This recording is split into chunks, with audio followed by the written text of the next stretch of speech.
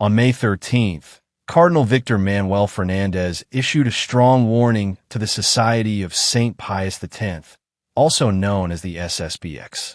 He said that if the SSPX consecrates bishops without papal approval, the act would be considered schismatic. Anyone formally supporting that schism, he warned, could face automatic excommunication under church law. The Vatican's message sounded final and clear. But 2 days later, the SSPX fired back with a response that immediately grabbed attention. Father Jean-Michel Glees asked a blunt question. Excommunicated? By whom? Then came a sharper criticism. The SSPX pointed to church leaders who participated in controversial events many traditional Catholics strongly oppose. They mentioned the Vatican's involvement with the Pachamama statues during the 2019 Amazon Synod. They criticized Fiducia Supplicans and its allowance for blessings connected to same-sex couples. And they questioned why Pope Leo XIV warmly received Anglican leader Sarah Mullally, even though the Catholic Church historically rejected Anglican holy orders. For the SSPX, the issue is not only about canon law. It is about moral credibility. The Society argues that church leaders who tolerate or support what traditional Catholics see as doctrinal confusion now want to punish priests who continue defending older Catholic teachings and traditions. The SSPX also grounded its defense in canon law itself. The Society pointed to Canon 1323 and Canon 1324. These laws state that penalties may not apply when someone acts under a serious state of necessity or sincerely believes extraordinary action is required to avoid harm to souls. The SSPX claims exactly that. It says the Church is facing a deep crisis and that preserving bishops for traditional Catholics around the world is necessary for the survival of traditional Catholic life. The Society serves hundreds of thousands of faithful globally and argues that its aging bishops cannot continue forever without successors. Rome has never officially accepted this argument.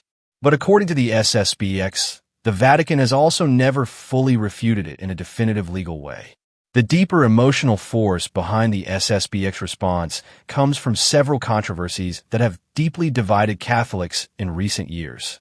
The first is the Pachamama controversy from the 2019 Amazon Synod. Statues associated by critics with a pagan fertility figure were displayed in Vatican events and even brought into churches near St. Peter's Basilica.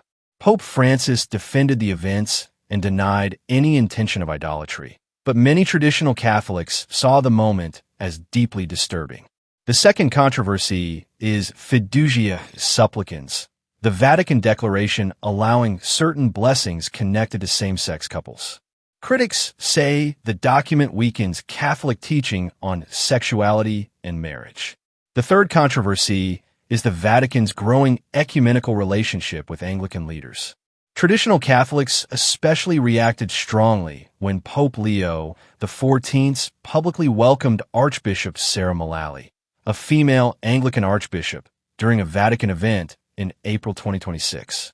For the SSPX, these moments symbolize a church leadership becoming increasingly open to modern religious trends while remaining strict toward traditionalists.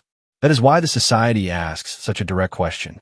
How can church leaders who tolerate these controversial developments now accuse traditional Catholics of breaking communion? The SSPX insists it does not reject the Pope or deny papal authority.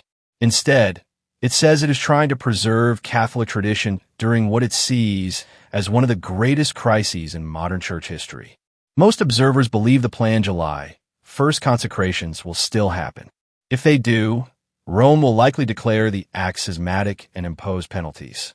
That could force many traditional Catholics into a painful choice between loyalty to Rome and loyalty to the traditional liturgy and theology they believe the Church preserved for centuries. For supporters of the SSPX, the real issue is no longer just canon law. It is trust. Who still faithfully protects the Catholic tradition and who has moved away from it?